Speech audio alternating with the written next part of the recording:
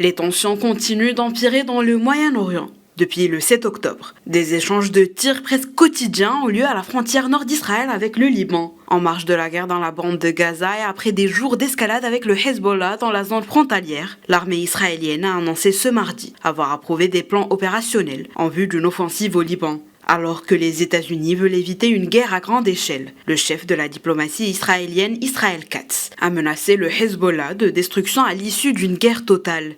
En visite ce mardi à Beyrouth, l'émissaire du président américain Joe Biden, Amos Hochstein, a jugé urgente une désescalade entre Israël et le Hezbollah. The conversations that I had here today in Beirut and the ones that Les conversations que j'ai eues aujourd'hui à Beyrouth et celles que j'ai eues hier en Israël sont toutes deux menées parce que la situation est grave. Nous avons assisté à une escalade au cours de ces dernières semaines. we have seen an escalation over the last few weeks. And what President Biden wants to do is to avoid Ce que le président américain Joe Biden veut faire, c'est éviter une nouvelle escalade qui mènera à une guerre plus importante. C'est ce que nous nous efforçons de faire. Il faut que tout le monde ait intérêt à mettre fin à ce conflit maintenant. Et nous pensons qu'il y a une voie diplomatique pour y parvenir si les parties l'acceptent. Mais la situation dans laquelle nous nous trouvons est très grave.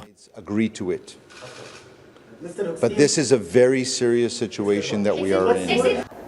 Cette escalade à la frontière libanaise intervient au moment où le Premier ministre israélien Benjamin Netanyahou fait face à des critiques grandissantes pour sa conduite de la guerre à Gaza. Celui-ci assure qu'il poursuivra la guerre jusqu'à l'élimination du Hamas. Ce conflit qui dure depuis plus de 8 mois a ôté la vie à plus de 450 personnes au Liban et au moins 15 soldats et un civil ont été tués du côté israélien.